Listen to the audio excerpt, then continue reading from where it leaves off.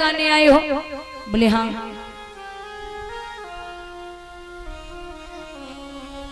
बोले आप यही पता लगाने आए थे ना?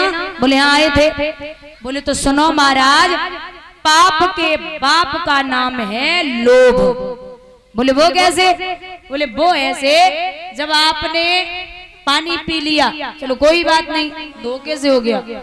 अब मैंने तुम्हें 5 सरफियों का लोभ दिया तो आप अंदर आ गए, 10 का दिया तो खाना बनवाने के लिए तैयार हो गए, और 20 का दिया तो तुम खाना खाने के लिए तैयार हो गए। ब्राह्मण बोले पागल है क्या? मैं तो तेरी श्रद्धा के लिए कह रहा था, तेरे मन में इतनी श्रद्धा है तो मैंने सोचा खाना खा लूं। मैसिया बोली झूठ मत बोलो महाराज, वो कोई श्रद्धा नहीं थी, वो था लोभ। इसलिए अपने पिता से कह देना जा करके कि पाप के बाप का नाम है लोभ। बोलिए गोविंद भगवान की। आज भैया जब कंस के पाप बढ़ रहे हैं और राक्षसों की जो पहचान होती है वो होती है, लिख रहे हैं बाबा, अरे जो काऊ की सुने बड़ाई, सांस ले तयब जूड़ी आई।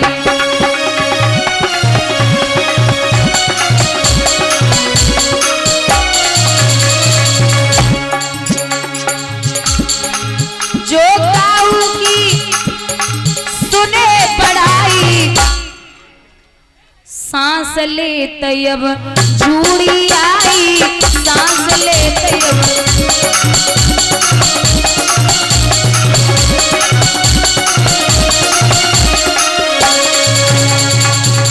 और जो काऊ की देखे विपत्ति, सुखी होत मानो जगतपति, सुखी होत।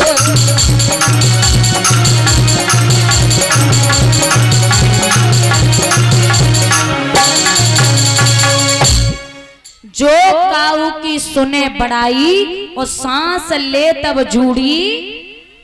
अगर पता चल जाए कि पड़ोसी का बेटा, उसकी नौकरी लग गई तो पड़ोसियों की सांसें रुक जाती हैं। किसी के घर पैसा बढ़ रहा है तब भी उन्हें परेशानी और उन्हें कष्ट है तो पड़ोसी को बहुत खुशी है। एक दूसरे को देखना पसंद नहीं करते। 4 भाई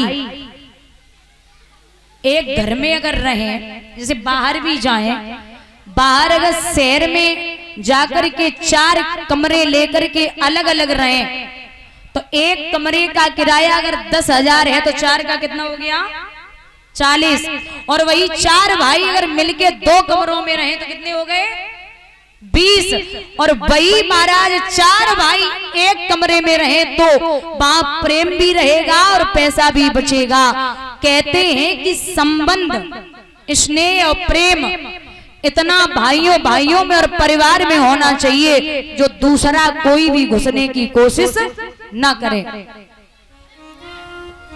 चाहे भाई बहन का संबंध हो, चाहे पति पत्नी का संबंध हो। बुजुर्गों कहते हैं कि पति पत्नी या भाई बहन या माँ बेटे या माता पिता या भाइयों भाइयों में तब बिगड़ती है जब तीसरा कोई आ जाता है।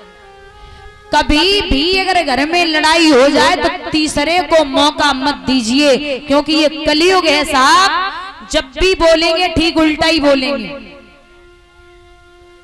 जब भी बोलेंगे ये मत समझना कि ये मेरा अपना है अच्छा बोलेगा, कभी नहीं बोल सकता।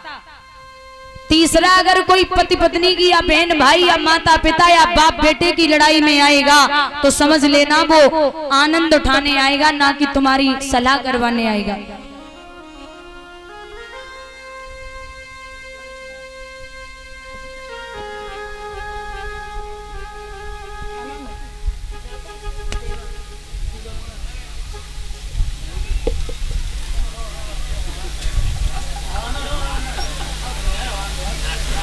और ये थोड़ी देर पहले एक छोटा सा बेटा माला पढ़ करके गया है, गर्वित यादव।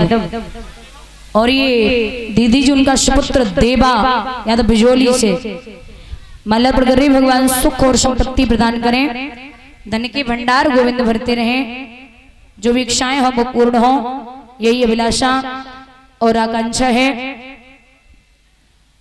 तो भैया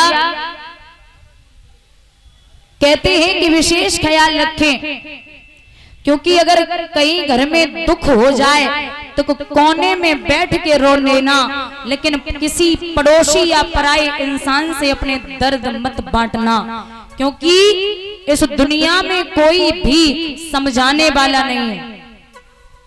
और वैसे भी मशवरा तो बहुत देते हैं, लेकिन समझने वाला कोई नहीं होता।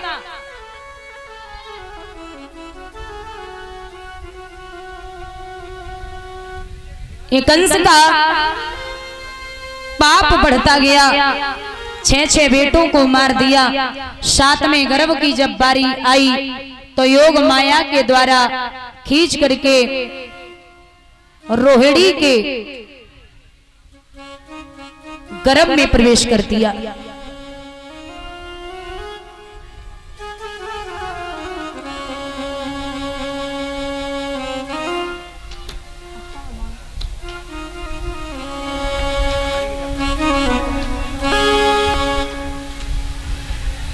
इस प्रकार से भगवान की लीलाएं बढ़ रही। आइए 2 बार परमात्मा का नाम, उसके बाद में आरती।